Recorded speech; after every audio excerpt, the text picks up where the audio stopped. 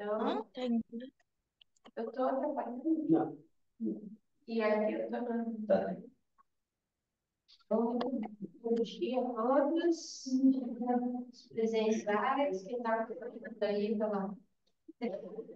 pela câmera, quem vai acompanhar depois na aula gravada.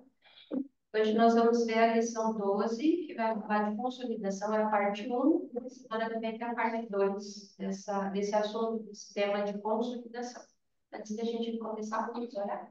Então, vamos lá. Senhor, Pai de misericórdia, nós te agradecemos, Pai Santo, por mais um dia de vida na tua presença, e por mais uma oportunidade, Senhor, de estarmos aqui, sendo edificados, sendo alimentados pela tua palavra, buscando aprender mais de ti, buscando aprender mais sobre como trabalhar e servir no teu reino, de uma maneira que não, seja não somente eficiente, mas também, principalmente, firmada na tua palavra.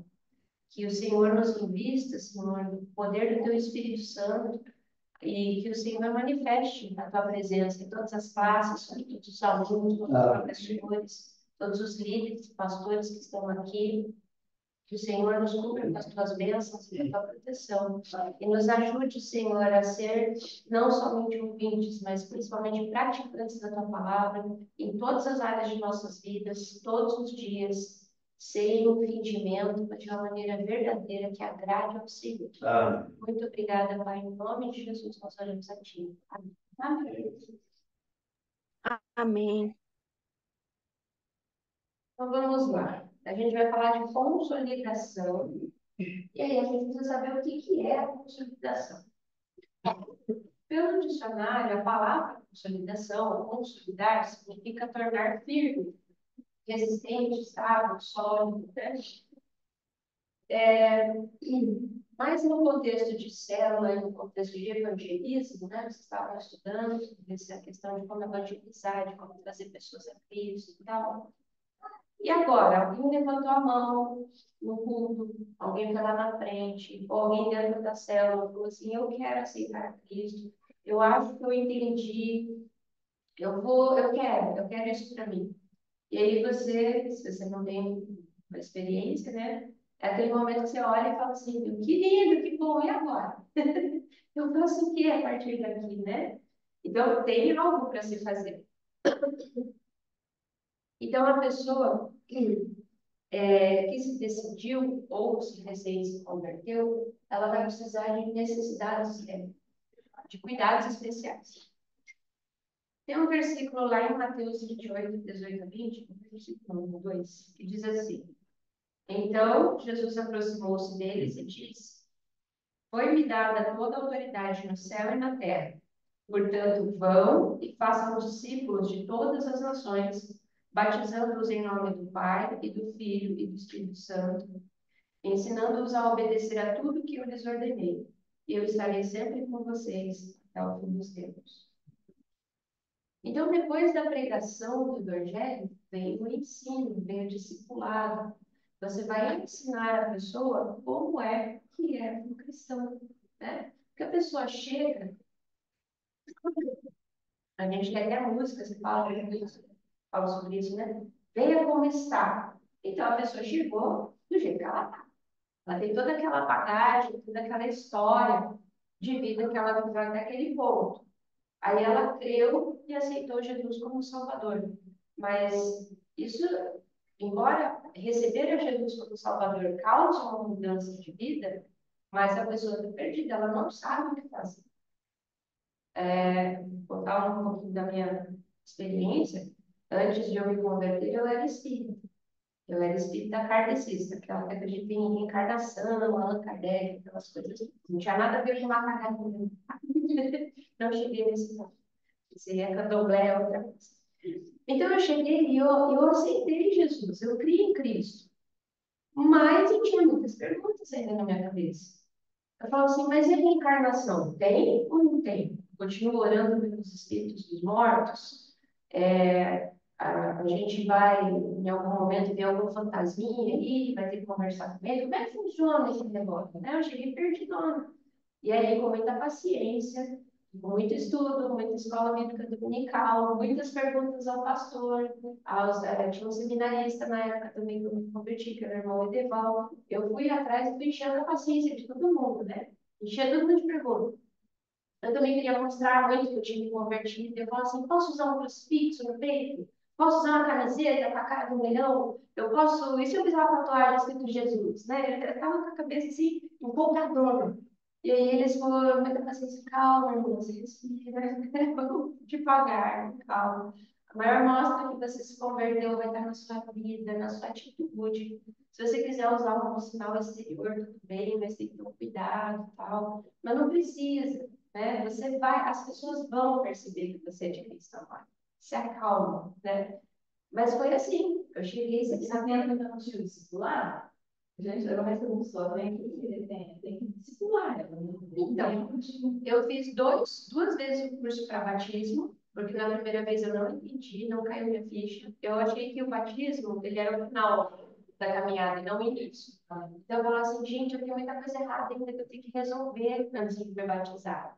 E aí os pastores tentavam pôr na minha cabeça e estava difícil.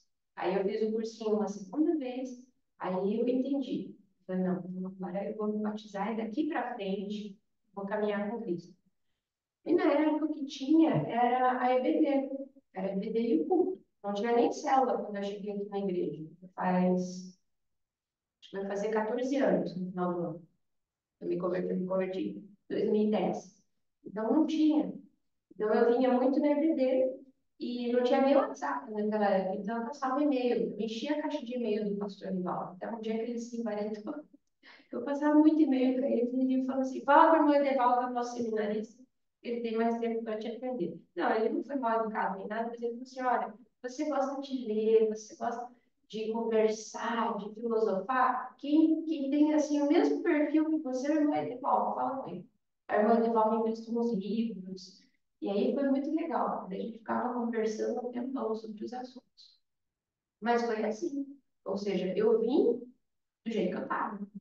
Então, deve ter essa fase de adaptação. Eu lembro de outras pessoas que vieram e elas tiveram uma base em outras igrejas evangélicas, né? Igrejas pentecostais, igrejas que têm muito costume, né? Aí veio, eu lembro que teve uma senhora que falou uma vez, ela falou, uma das irmãs aqui da igreja, eu estava perto, eu vi.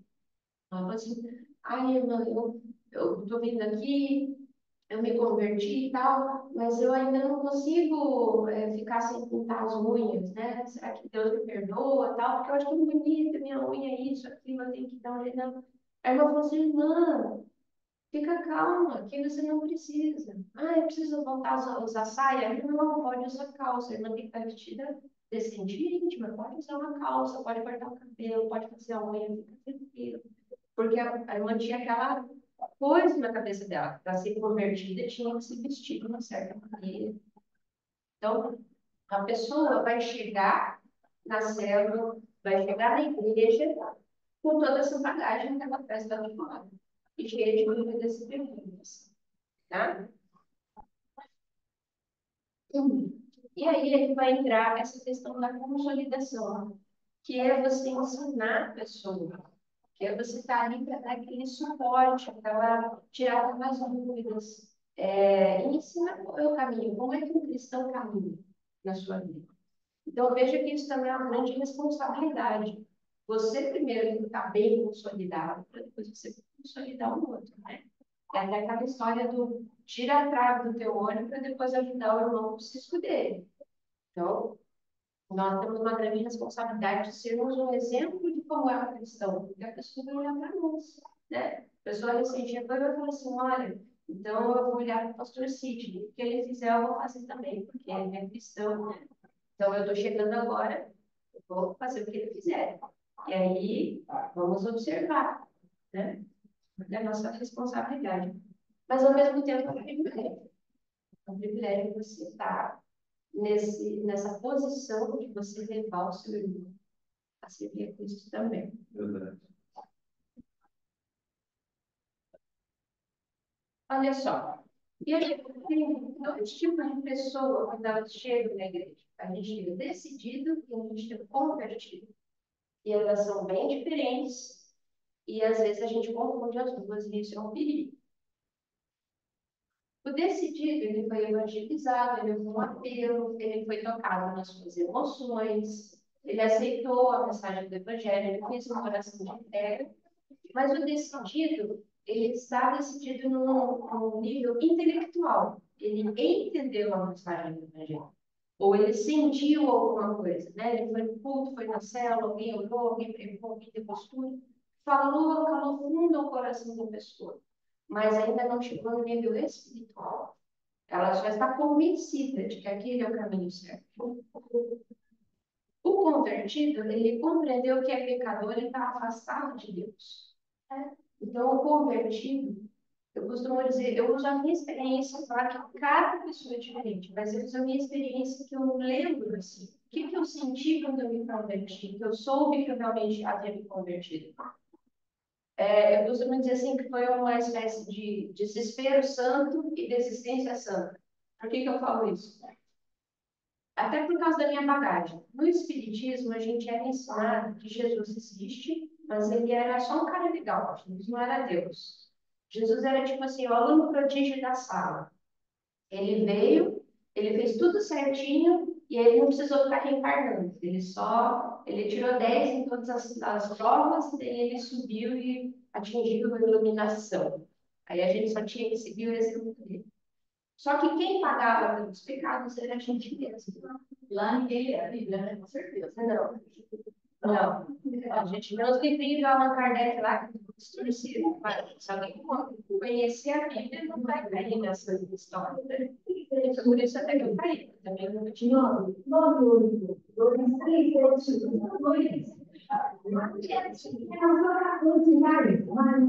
Esperar o avião da sua perna passar. Aí. Então, quando eu me converti, Deus, o Espírito Santo me convenceu o seguinte, minha filha, não tem reencarnação, mas faz de conta só com o segundo que tem. Vamos só trabalhar com essa hipótese. Faz de conta que tem. Você nunca, nunca, nem 1 bilhão de vezes vai conseguir pagar os seus pecados. Você é incapaz e incompetente. A minha ignorância era tanta que eu cheguei a orar pedindo perdão para Deus por isso. Aí que eu falo, que é o desespero santo e a desistência santa. Eu desisti de ser espírita. Eu cheguei num ponto que eu orei, eu me ajoelhei no pé da cama e falei, Senhor, eu não consigo. Eu declaro falência. É como se fosse uma dívida, sabe? Que nem um cartão de crédito, que você vai pagando o mínimo todo mês e aquilo vai rolando uma bola de neve. Era assim que eu via meus pecados. Eu falava assim, Senhor, todo dia eu peco mais. E nenhum dia eu sinto que eu paguei por mim. E os que estão acumulados, eu já perdi a conta, nem sei quantos tem. E aí eu cheguei a orar e pedir perdão, falei assim, não me perdoa, eu não vou conseguir. Não vai dar certo. Nem que eu viva, sei lá quantas vezes, vidas aí, não vai. E aquilo me constrangiu. E aí, vindo na EDD, sendo ensinada, eu entendi que não era um problema só meu. Não era eu que era incompetente sozinho. Todos nós somos incompetentes para pagar pelos nossos pecados. E aí só tem um que pode pagar essa dívida, que é Jesus. Então, me deu primeiro um desespero de me reconhecer pecadora e essa desistência de tentar tomar o meu destino da minha vida eterna nas minhas próprias mãos. E aí veio a revelação do Espírito Santo que a única saída que existia era Jesus. Então, claro que cada pessoa vai ter uma experiência diferente, vai sentir algo diferente, vai compreender coisa de um jeito diferente. Mas o convertido, ele tem esse momento que dá esse plim, assim, sabe? Do tipo assim, eu sou indigno, eu sou pecador, eu preciso de Jesus, não tem nenhuma outra forma de eu escapar da ira santa de Deus se não for através de Jesus. É bem diferente do decidido, porque o decidido, ele entendeu de uma maneira intelectual. Ele falou, realmente, a questão do evangelho é bonita, Jesus fala umas coisas legais, né? Tem muita gente que é simpatizante de Jesus, mas não é convertido porque não recebeu esse impacto do pecado na sua vida.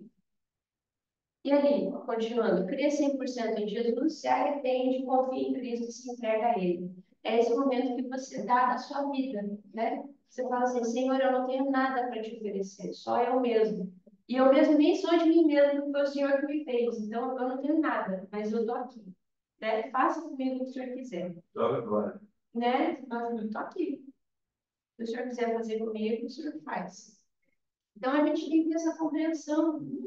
Então, se tem alguém na tua célula que está decidido, isso já é ótimo, não me entenda mal, isso é fantástico, já é muito melhor do que a maioria do pessoal que está por aí. Mas a gente precisa trabalhar ainda um pouquinho mais para mudar essa pessoa de simplesmente decidir para convertida. E isso aqui é uma coisa espiritual.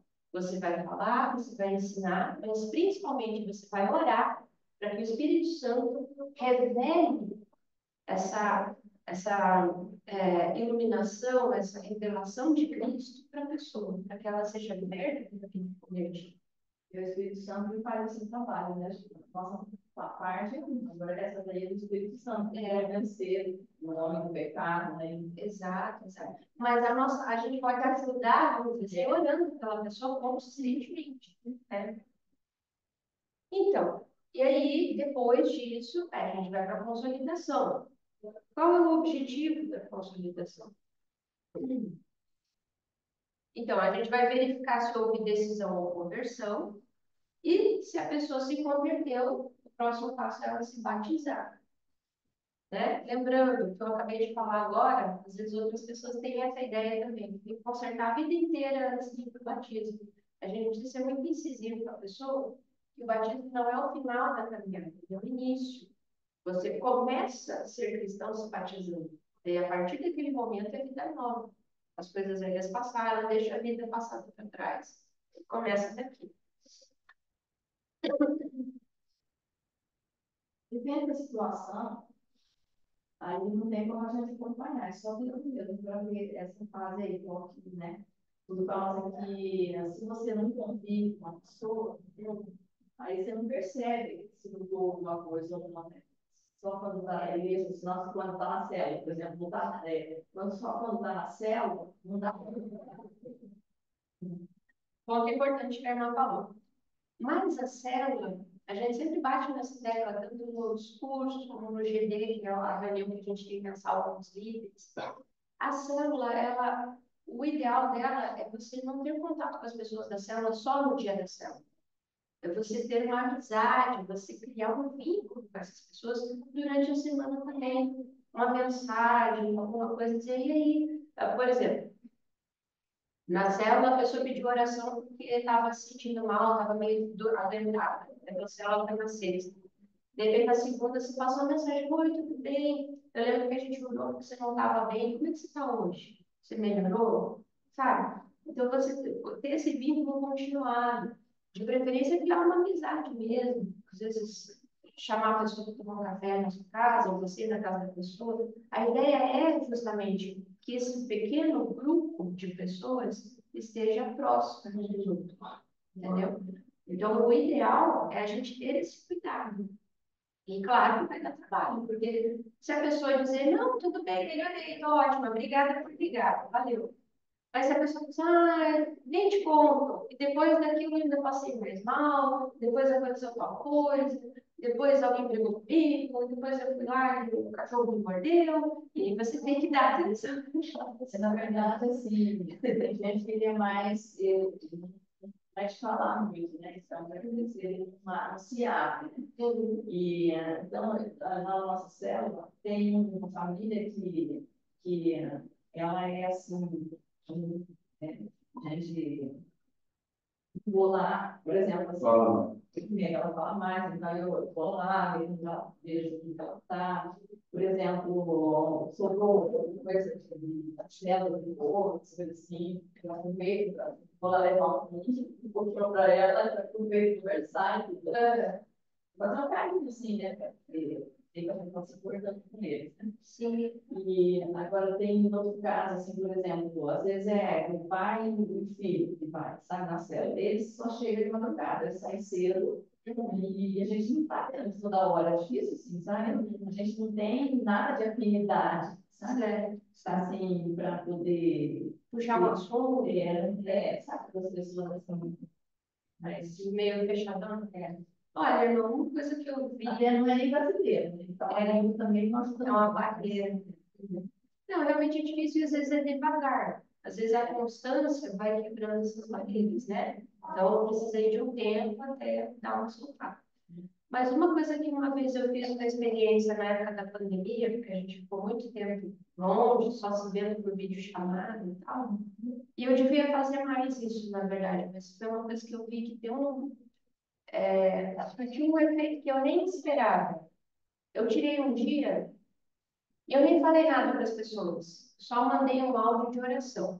Assim, olha, hoje eu acordei com uma vontade, e é verdade, não é artificial. Quer dizer, não, hoje realmente eu acordei com uma vontade de orar pela sua vida. Mesmo não sabendo detalhes, como é que você está, o que você está vivendo, o que você está passando. E eu mandei áudios para algumas pessoas da célula individual, particular, assim. E eu tive uma resposta tão grande daquilo. E foi só uma oração, que Deus abençoasse a vida da pessoa, que Deus sustentasse naquele momento a família, que livrasse, né, da doença, da morte, que abençoasse o trabalho, o ganha-pão, que não faltasse nada em casa, enfim, todas essas necessidades que todos nós temos e tínhamos, né? E mesmo para as pessoas com quem eu não conversava tanto. E elas ficaram tão surpreendidas de eu ter feito aquilo que elas não esperavam. Então, é um recurso também que você pode, porque às vezes a gente ora pelas pessoas, mas elas não sabem que você está orando. De repente, você manda um áudio de oração e a pessoa vai escutar no horário que ela puder. Está trabalhando lá, beleza, está lá o áudio no WhatsApp dele. Mas, de repente, é um carinho. E, claro, quem a irmã falou, é um homem com o seu filho. De repente, é mais adequado que o pastor Sidney faça isso do que a irmã. Né? Uma questão de sabedoria, de testemunho, né? Para não dar nenhum problema. Né? Mas é uma coisa legal você fazer, e é uma coisa simples, vamos dizer, né? Mas como aquece o coração da pessoa quando ela recebe uma oração? Ela sabe, alguém se importa comigo a ponto de falar de mim para Deus, né? Isso aproxima as pessoas também, mesmo as pessoas fechadas. É um exemplo, é algo que você feito. Olha lá, então o objetivo maior da consolidação, estou voltando para esse ponto, né? A pessoa se decidiu, se converteu, e agora? Agora nós vamos levar esse novo convertido a se batizar e a fazer parte da igreja. Isso é uma outra barreirinha também que às vezes tem, que às vezes as pessoas trazem isso dessa bagagem que elas têm de fora, principalmente quem era católico antes. Porque no catolicismo as pessoas creem que o batismo é um sacramento que ele mesmo em si salva. Então, meus pais me batizaram quando eu era bebê, então já estou.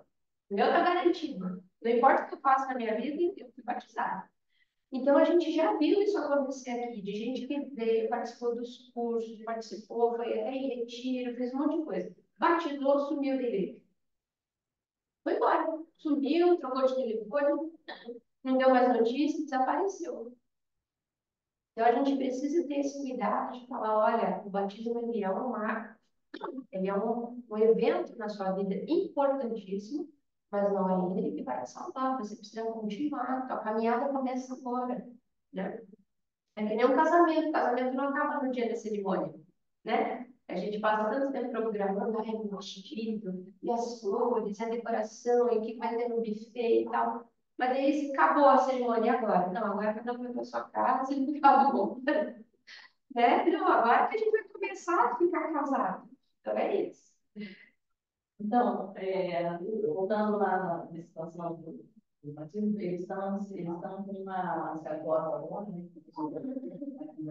Sobre esse assunto, assim, eles estão se refugiando na crisma, sabe? Fala assim, não, que a gente fala sobre o versículo, vai crer e batizar, como é que um nenenzinho vai crer, né? Então, aí eles só atacam a resposta. Eles falam assim, não, é que daí tem a crisma, né? A crisma é depois, já, depois dos 13 anos, assim, sabe? Daí tem a crisma, e daí já entende, sabe? Aí que é a conclusão. Ah, entendi.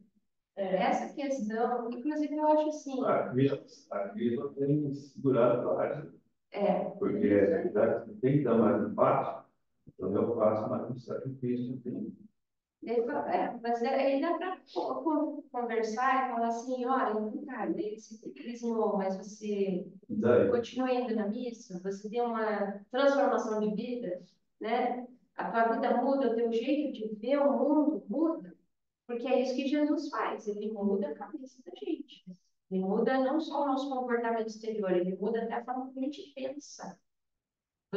Eu tive essa sensação muito nítida, é como um véu rasgando, assim, se eu enxergasse no passado, eu era míope, e daí depois eu passei a enxergar em 4K.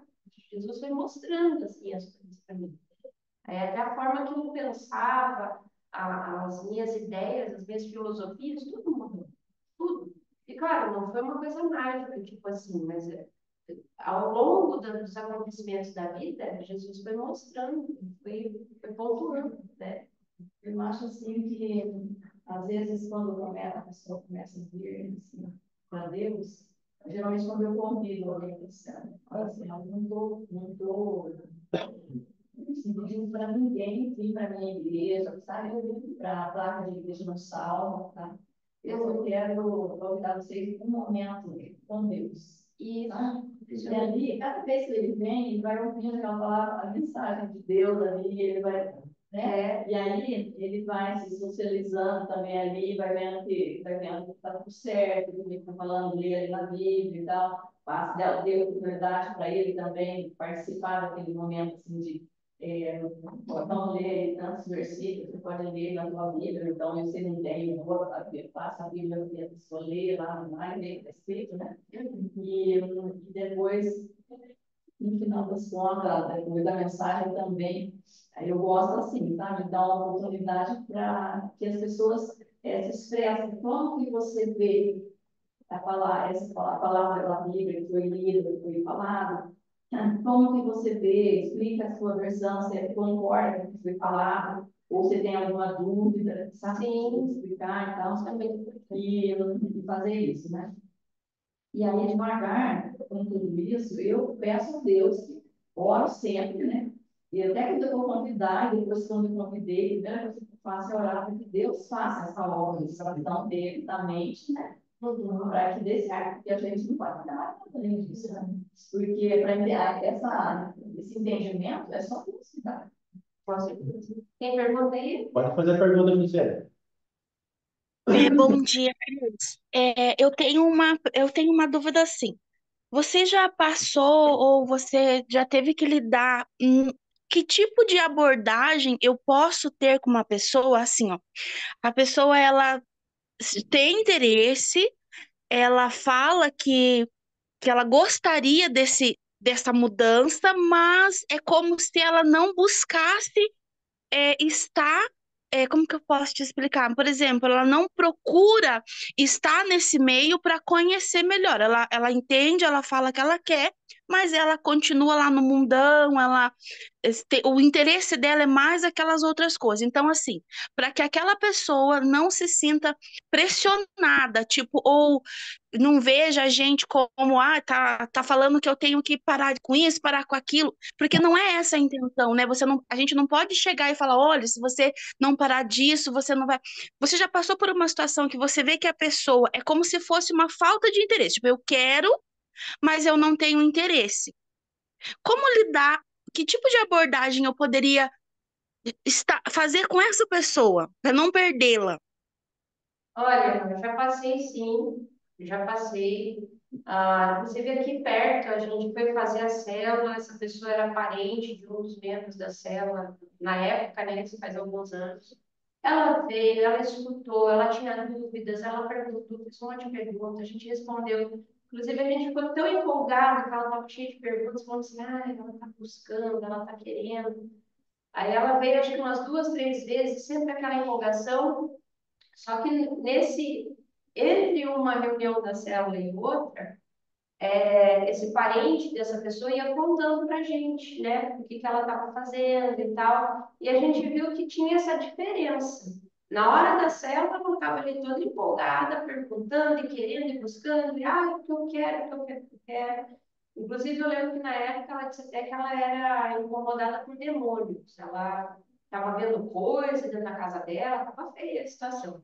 A gente orou por Uhum. ela, a gente pediu para ela fazer uma oração de entrega, uma oração de expulsão, que saia da sua vida em nome de Jesus. A gente fez tudo isso. Pedimos para um pastor vir na cela para ele nos ajudar também, conversamos com ela um monte, e não deu em nada. Eu digo o seguinte, eu, particularmente, não sou dessa abordagem da gente ficar dizendo para a pessoa o que ela pode e o que ela não pode. Porque na minha Uhum. vida pessoal, isso afasta. Porque enquanto você não tem a consciência de Jesus, aquilo só parece um monte de regra, né? E aí a Uhum. pessoa fica ofendida. Ela fala assim, quem é essa pessoa que veio aqui se intrometer na minha vida e dizer o que eu posso e o que eu não posso fazer? A pessoa não vai parar para pensar que isso é um ato de amor, você está preocupado com a salvação dela. Ela vai ficar na defensiva e vai achar que você está se intrometendo. Então, o que a gente fez muito foi orar por essa pessoa fora, né? Tipo assim, no nosso particular, a gente orava muito por essa pessoa. E até hoje ela não veio. Porque eu vejo que quando a pessoa tem essa resistência tão grande, ou ainda não é o momento, ou ela não vai. Então, não tem muito que a gente fazer nesse sentido, de tentar forçar alguém a vir para Cristo. A gente apresenta o Evangelho, a gente responde perguntas, a gente tira dúvidas, a gente fica à disposição, se a pessoa não quiser nos procurar. E no secreto a gente ora para que o Espírito Santo derrube essas barreiras. Mas mais do que isso não dá para fazer. E se você for além, você termina de empurrar ela para fora. Então, tem pessoas que demoram tempo. Meu pai demorou 40 anos para se converter. Minha mãe orando por ele todos os dias, consistentemente. E a gente falando aqui, um pouco ali, nessa própria convivência a gente viu, não adianta forçar. Quem tiver que vir, eu creio que quem tiver que vir, o Espírito Santo vai agir e em algum momento da vida da pessoa ela vai vir. E aqueles que não tiverem que vir, não importa o que a gente faça, não vão vir. Então, a gente tem que ter muito claro na cabeça qual é a nossa parte. A nossa parte é evangelizar, estar à disposição e orar. Fora isso, a responsabilidade também é da pessoa. Ok. Obrigada, Cris, pela sua resposta, tá? Deus abençoe. Então, a gente está falando qual é o objetivo maior da consolidação? Levar o novo convertido ao batismo e integração na igreja. E o batismo encerra essa etapa de consolidação e inicia o discipulado. Então, veja que as coisas seguem etapas. Às vezes a gente também é muito apressado, a gente quer tudo, né? Até pela própria empolgação da gente. A gente achou Jesus, né? Diga.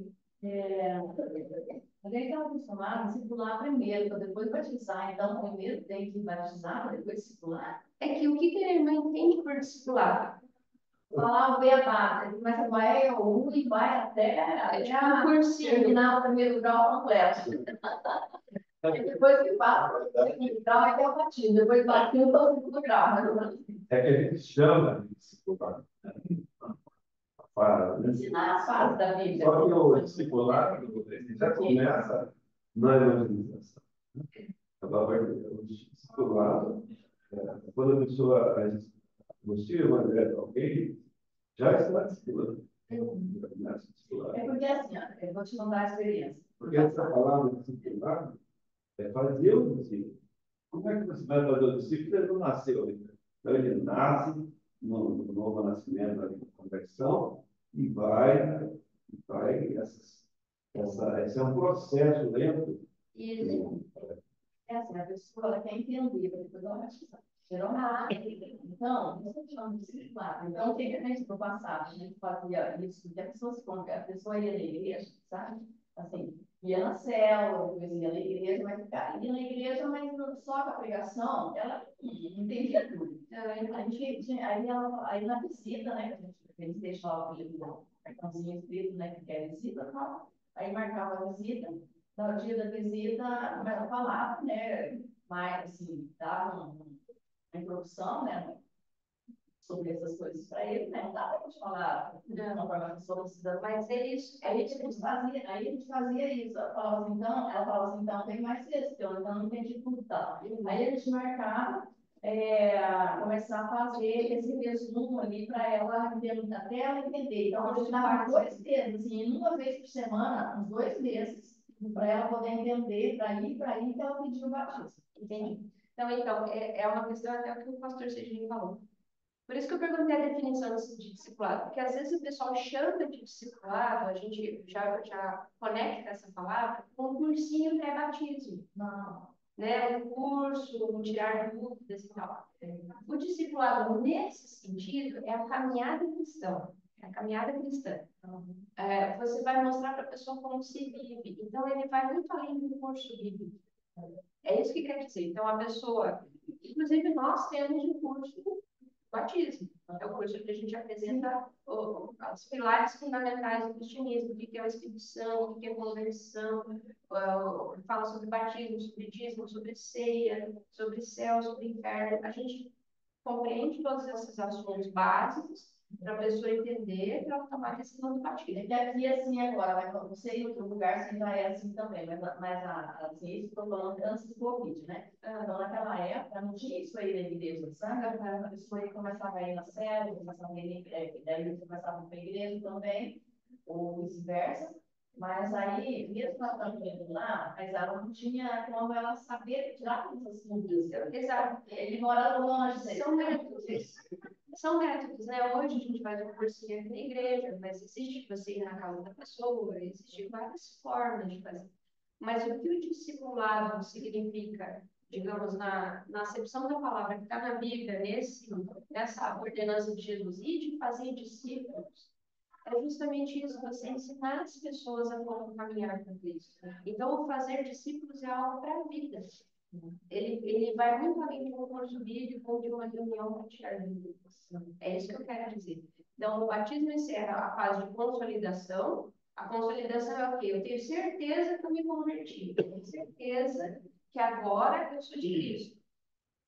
Ok, joia. E depois?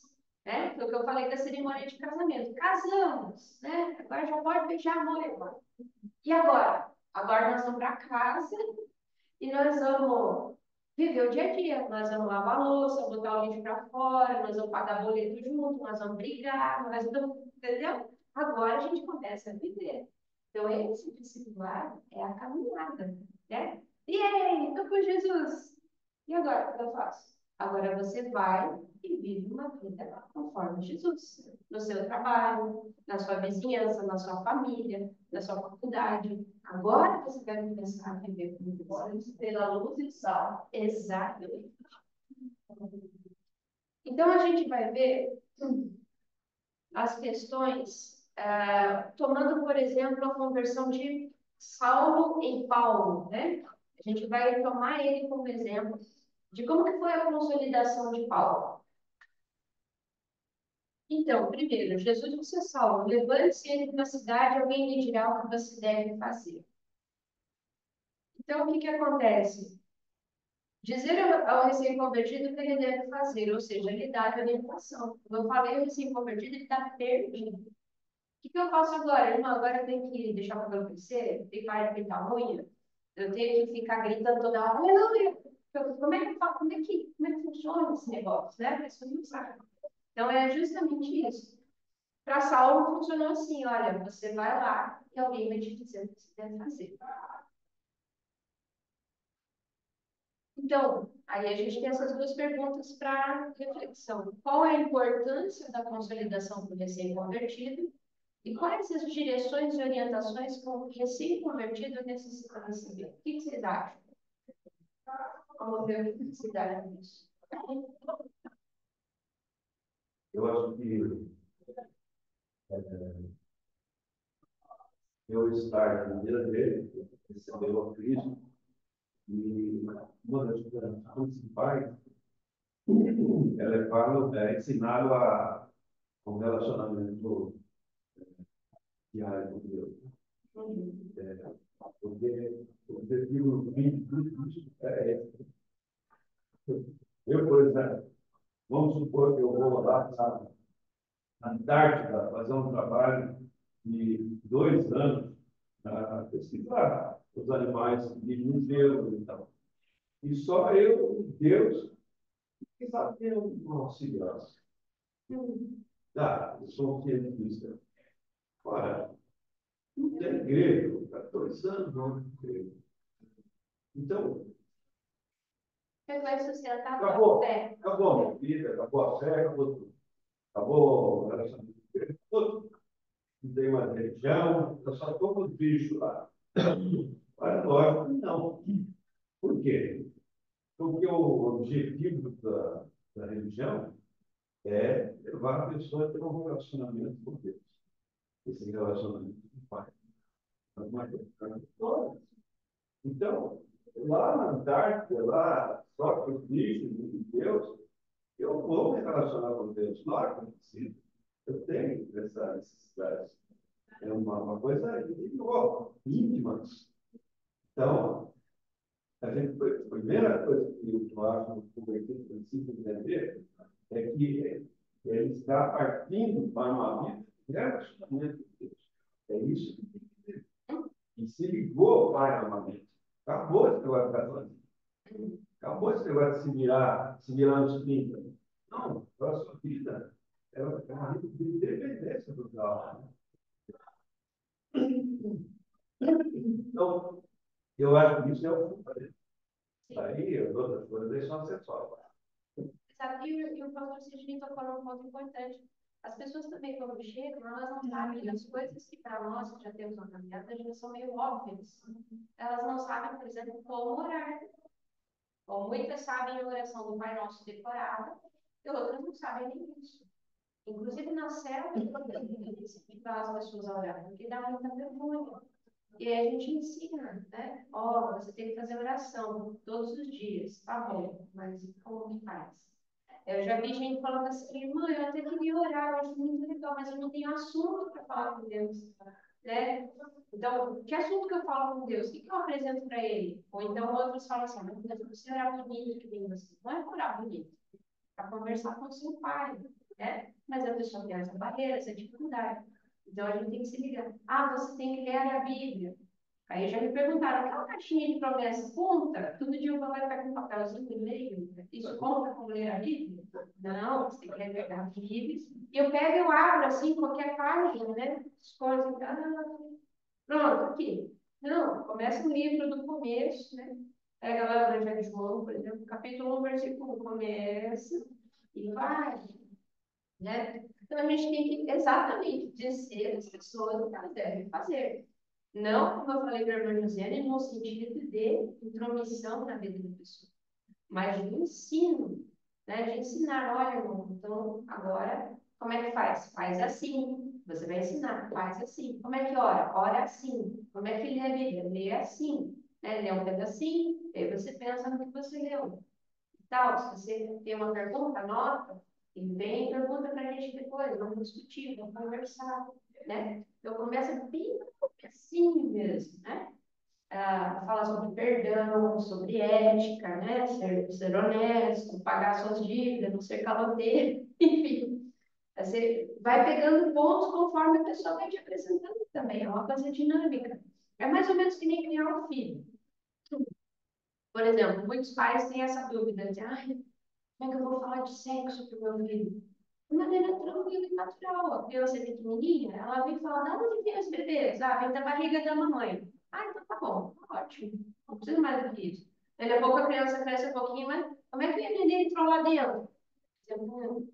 Ah, foi uma sementinha que o papai colocou. Ah, tá bom. Aí ela cresce um pouco, mas me fala, o que você tá de sementinha, mãe? Aí você vai explicando. É igual, é que nem a criança. Como é que ora? A pessoa não está preocupada com grandes questões teológicas. Ela quer saber como é que eu faço oração. Não. Ah, faz assim, ó. Fala, pai, obrigado. Pai, por favor, me ajuda aqui, isso, amém. Entendeu? Aí vai aumentando. E as direções e orientações que recém-convertidos precisam receber, a gente acabou de falar isso, são justamente essas, são as necessidades que vão surgindo, são as primeiras, né? Conforme ele vai precisando. Saulo levantou-se do chão e, abrindo os olhos, não conseguia ver nada, e os homens o levaram pela mão até Damasco. Saulo, antes de ser Paulo, então ele ficou cego, e ele não conseguia fazer nada. Alguém precisou pegar ele pela mão e levar. Então, ele precisava procurar uma pessoa que ia dizer o que ele ia fazer, e precisou ser levado pela mão, né? É exatamente o que um novo convertido precisa. Ele precisa de auxílio, precisa de ajuda, né? O que mais? Por 3 dias ele esteve cego, não comeu nem bebeu. Existe um timing, um tempo certo. Então, aqui, inclusive, no nosso material, ele vai falar o seguinte: se você viu, se você acompanhou uma pessoa que acabou de tomar uma decisão, que se converteu, que entregou a vida para Jesus, não dá para esperar muito tempo para você tomar uma atitude, para você fazer algo com isso, porque senão aquela empolgação, ela se esfria e se perde. Então, inclusive, ele usa esse versículo para dizer que até 3 dias. Então, se você viu que no domingo à noite, ou na reunião da tua célula, alguém, né, se comoveu e entregou a vida para Jesus, você tem que entrar em contato com essa pessoa, você tem que falar com ela, você tem que fazer alguma coisa para avivar essa chama em no máximo até 3 dias, para que isso não se apague, para que as dificuldades da vida não venham e abafem aquela decisão que a pessoa tomou. E daí a pessoa começa até a ficar em dúvida, ela vai se perguntar: será que eu me entreguei para Jesus mesmo? Ou será que é uma coisa de momento? Será que aquela experiência foi real? Será que eu entendi mesmo? Será que eu fui na empolgação? Eu vi o povo indo, eu fui também. É? Então tem que ter alguém dizendo: não, realmente, isso é assim mesmo, vamos lá, né? Alguém incentivando. E como que se dá esse contato? Ah, você pode telefonar. A gente fala de passar mensagem, mas às vezes a mensagem ela é meio pessoal, né? Se só passar uma mensagem escrita, a pessoa vai ouvir depois, vai ver depois, enfim, dá uma perdida. Então, o telefonema ali, que é um negócio ao vivo, na hora, ele é muito mais efetivo. Ou uma visita. Seja na visita para falar com a pessoa. O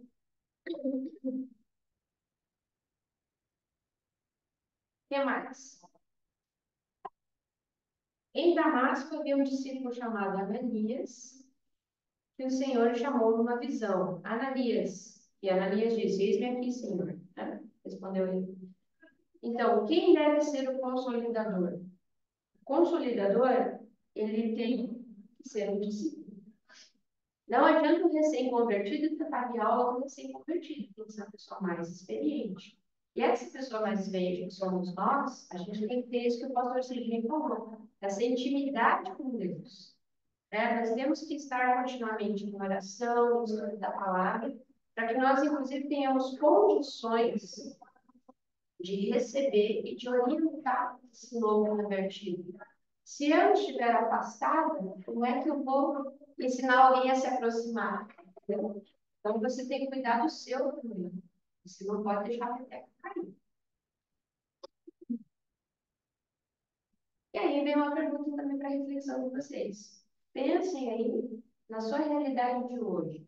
As pessoas que você conhece na célula, no seu trabalho, na sua vizinhança, na sua família. Quem são as pessoas que você poderia realmente, assim, de verdade, consolidar hoje?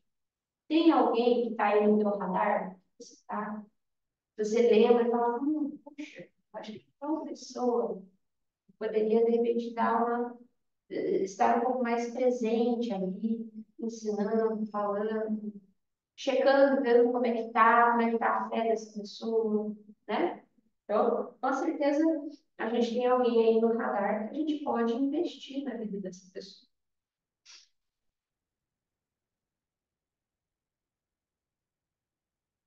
Próxima questão.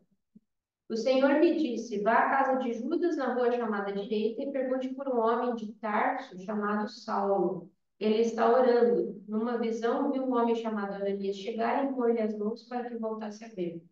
Então, veja que Deus falou ao mesmo tempo com Saulo, dizendo: vai, procura esse cara, e falou com Ananias e falou: vem alguém te procurar. E Ananias era um servo do Senhor que ele ouviu esse chamado do Senhor e disse: eis-me aqui. Ele estava pronto para receber, né? Então, quando tem, por exemplo, minha irmã falou, uma ficha de decisão, uma ficha de visitante, uma ficha de se convertido, você precisa visitar ou entrar em contato e ser o Ananias da história, ser aquele que vai levar a palavra de Deus até essa pessoa. Mas às vezes a gente tem uma resistência. Ananias teve, lembra? Ele fala assim, olha, respondeu Ananias, Senhor, tenho ouvido muita coisa a respeito desse homem e de todo o mal que ele tem feito aos teus santos em Jerusalém. Ele chegou aqui com autorização dos chefes dos sacerdotes para prender todos os que invocam o teu nome. Mas o Senhor disse a Ananias, olha, Ananias tinha uma preocupação verdadeira, ele não estava mentindo, era verdade isso. Mas o Senhor disse a Ananias, vá, este homem é meu instrumento escolhido para levar o meu nome perante os gentios e seus reis e perante o povo dos pagãos. Essa aqui é uma parte difícil, porque como a gente falou, a pessoa vem com a sua bagagem. E a sua bagagem pode ser qualquer coisa. Pode ser uma pessoa que já foi marginal, pode ser uma pessoa de vida duvidosa, pode ser uma mulher meio espalhafatosa, pode ser uma pessoa, né, sei lá, meio trambiqueira, meio picareta, pode ser uma fofoqueira, pode ser qualquer coisa. E aí você vai levar para Deus essa reclamação genuína, fala, Senhor, mas veja bem, olha só, essa pessoa, ela não é muito boa, não. Ó, não sei não, hein, Senhor, né? Ó, a história dela até aqui, mas aí o que que o Senhor respondeu? Vá. Então, mas veja que Deus não puniu Ananias por ter essa conversa verdadeira com ele. Era uma preocupação legítima, mas que Deus falou, sabe, não interessa o que ele foi até agora, interessa que eu vou usar ele para mim. E aí o que Ananias fez? Ele foi. Eu Entendeu? lembrei muito da minha avó, que ela era assim. Às vezes a gente ia lá na rua, né, da casa da minha avó, tem muito. As crianças, né, o pessoal que a gente cresceu, muito acabou se envolvendo muito nas drogas. E a gente fazia, lá na época, a gente chamava de grupo de crescimento, né, que era reunir os irmãos lá em casa. Aí a gente ia convidar os vizinhos e eu falava, eu nunca falava, pra que eu vou convidar fulano? Olha que a menina que tá levando ela. A Aline, essas pessoas que Deus vai usar, e ela usava muito a história de Saulo como exemplo. Daí a gente não sabe, vai que Deus vai usar essas pessoas aí. Aí ela ficava aí ela fazia a gente mudar, né? Porque a gente ficava muito assim, às vezes era até medo mesmo, né? Por conta do comportamento da pessoa. E aí a gente convidava nossa, assim, não todo mundo que foi, né? Mas um ou dois ali a gente viu a transformação na vida dele.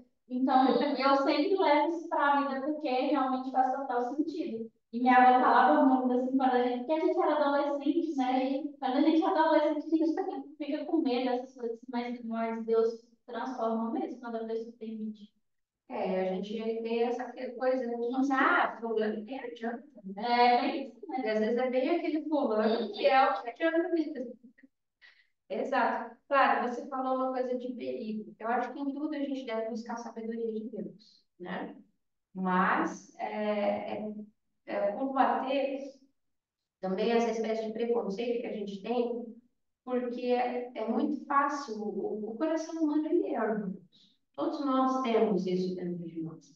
Então, quando a gente já foi salvo, a gente meio que esquece da onde que a gente veio, né? Eu também não era uma pessoa confiável antes, em muitos aspectos, né? Por exemplo, alguém que é bem crente, mesmo que cresceu numa família bem tradicional, antes de eu me converter, ia olhar para mim e falar, Cruz, uma espírita, uma feiticeira, uma necromante, credo, não quero nem falar com uma pessoa dessa, imagina, vai vir aqui, vai trazer um monte de demônio junto. Ué, né?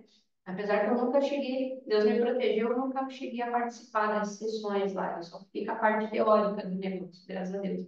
Mas eu podia ter muito bem participado, e daí? Assim, não, nossa, você vai trazer um espírito aqui, meu Deus do céu, e agora nós vamos ter que abençoar tudo aqui, hein? Porque Deus o livre, né? Vai pisar essa pessoa aqui, vai encher de bichada, hein? Mas Deus me salvou, me converteu, glória a Deus, né? Mas eu vim nesse lugar, e agora, né? E as outras pessoas, elas vêm de vários lugares diferentes. Deus converte, Deus transforma. E aí a próxima é justamente Ananias foi. Então Ananias foi, entrou na casa, pôs as mãos sobre Saulo e disse: Irmão Saulo, olha que legal. Irmão Saulo, o Senhor Jesus Ele apareceu no caminho por onde você via, enviou-me para que você volte a ver e seja cheio do Espírito Santo. Imediatamente, algo como escamas caíram dos olhos de Saulo e ele passou a ver novamente. Levantando-se, foi batizado e depois de comer, recuperou as forças. Olha que coisa maravilhosa. Então, Ananias primeiro não queria. Aí Deus mandou ele ir e ele foi. E a transformação aconteceu. Então, ele teve uma resistência, mas depois ele obedeceu. Isso é importante. Interessante que nessa passagem, Saulo estava orando, diz a palavra. Estava orando. Então, Deus disse para Ananias, olha, vai que esse homem está orando. Né? Então, Saulo tinha um relacionamento com Deus. Porque ele era um judeu convicto, não um judeu Fervoroso. fervoroso. E orar. E certamente Deus ouviu a oração dele, considera de repente, teve aquela experiência fantástica, aquela música enorme, e Jesus apareceu para ele ali, ficou perdido. Né? Então, ele foi para a oração, foi perguntar para Deus o que aconteceu, meu Deus. A experiência é essa, fazer. E Deus, então preparando. Você veja como é que é. Eu também, vocês acreditam? Eu sempre fico impressionada com isso. Mesmo quando eu era espírita, eu orava para Deus. Deus atendeu muitas orações minhas. Muitas. Fez muitas ações na minha vida. Isso sempre me deixa assim, ó, como é que Deus me ouvia e me atendia e demonstrava misericórdia sobre a minha vida, mesmo antes de eu o conhecer, mesmo quando eu ainda estava num caminho totalmente oposto ao meu. Que grande misericórdia, que grande amor de Deus. Né? Eu acho que Deus se procura, né, essas pessoas. Né? Então, Estão buscando Ele, né? Às vezes a gente busca no lugar errado, mas se a gente busca, uma hora a gente acha. Né? Ou, na verdade, Ele perdido é a gente, né? Ele acha Ele. por isso que a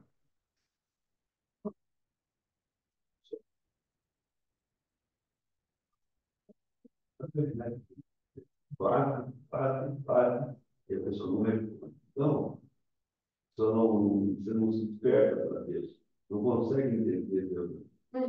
E, então, deixa o tempo para fazer o trabalho. O Espírito de Deus vai fazer o trabalho um dia lá, sabendo que quantos anos a pessoa vai despertar para Deus. Verdade. Então, gente, Deus está te chamando para consolidar os recém-convertidos da célula e da igreja. Qual vai ser a sua resposta a esse chamado? Olha, nós somos chamados para evangelizar, para dar exemplo, para consolidar, para estar ali à disposição também do recém-convertido. A gente tem que pensar muito nisso. Vamos ser Ananias e dizer sim, Senhor, eis vem aqui, né? Ou a gente vai dar um jeito de fazer que nem Jonas, né? É para ir para lá e deixa eu ficar. A gente tem que ter essa coragem. Dá um peixe. E quem você vai consolidar? Tem recém-convertidos na sua célula ou na igreja? Você pode procurá-los, né? Então, veja, na célula da igreja, ou às vezes até em outros lugares, lugares improváveis, né? Eu tenho contado esse testemunho na célula, em outros lugares, quando eu tenho oportunidade. Por exemplo, eu comecei a usar o Instagram recentemente e resolvi postar eu lá lendo pequenos trechos da Bíblia. Resolvi postar lá videozinho.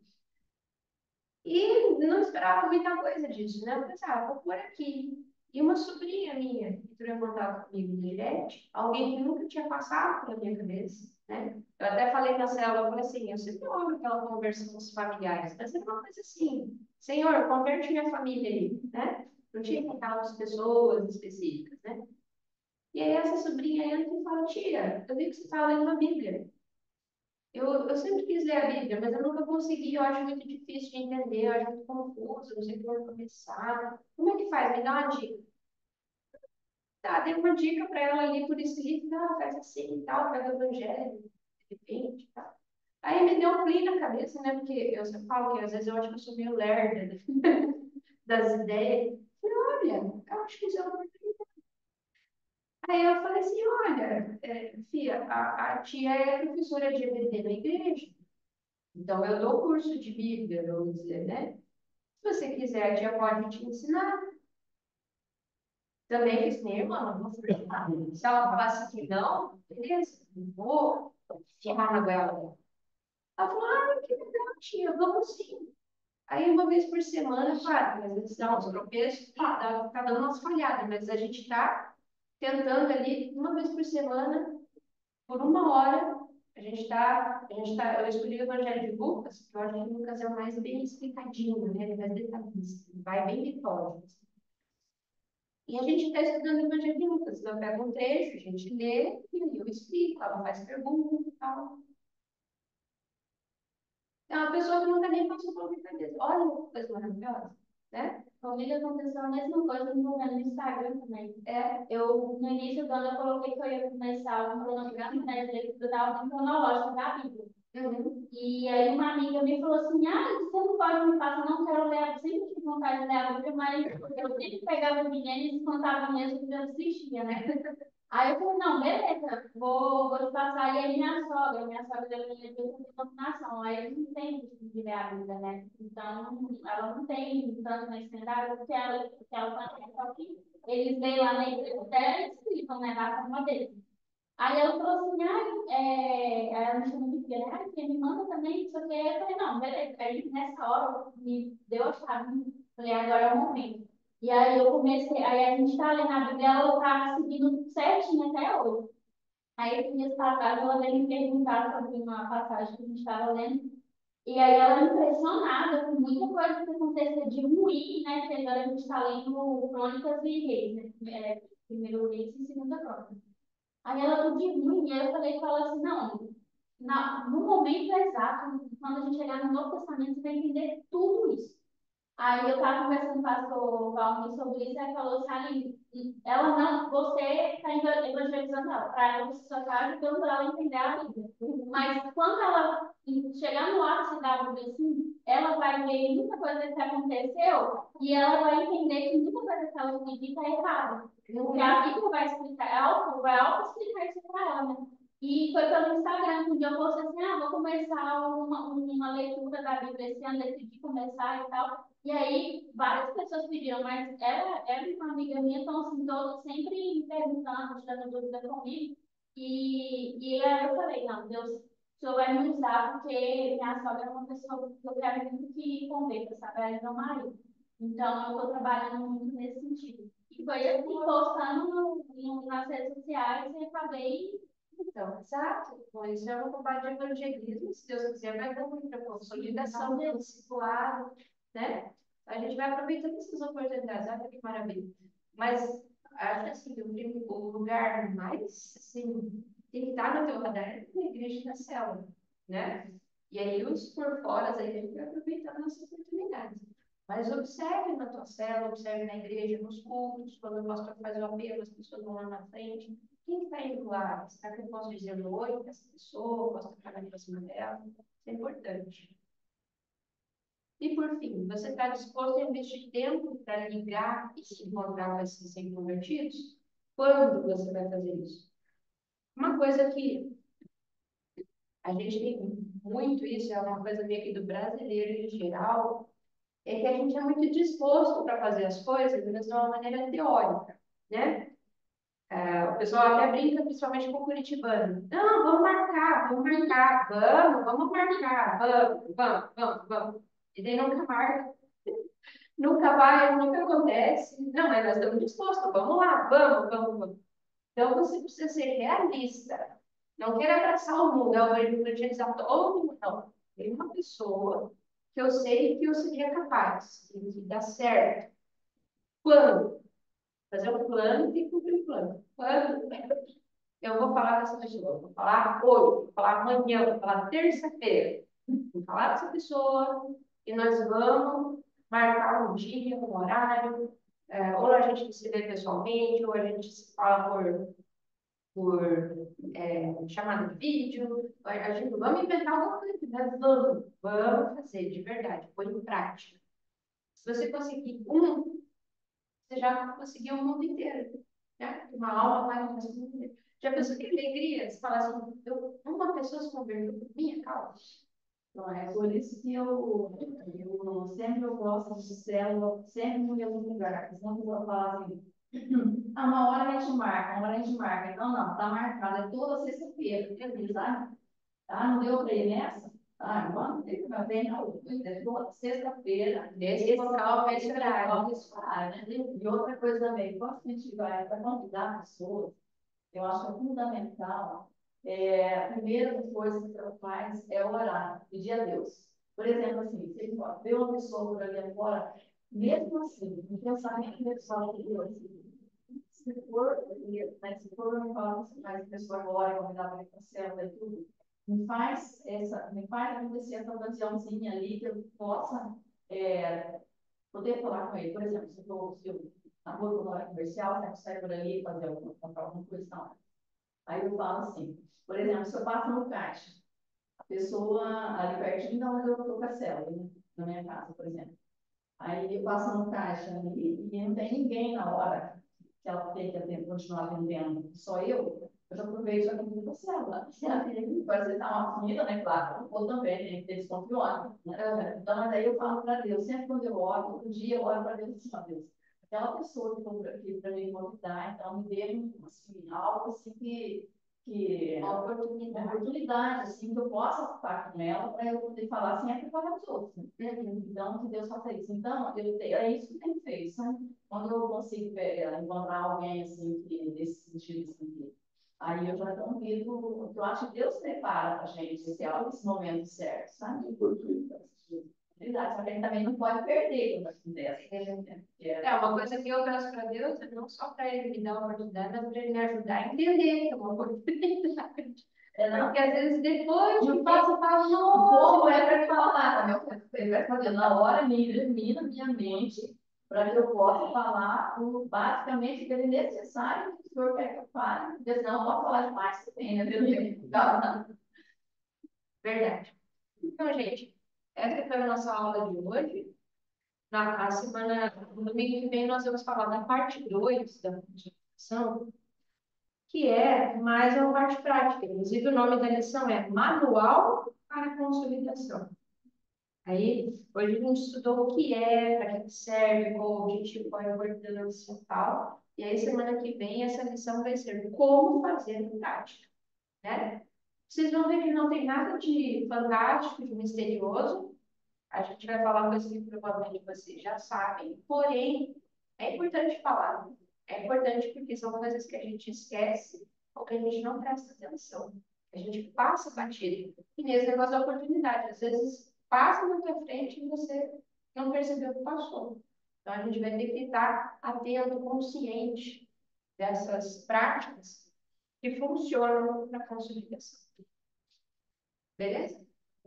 Então, amém. Deus abençoe vocês. Até o próximo domingo.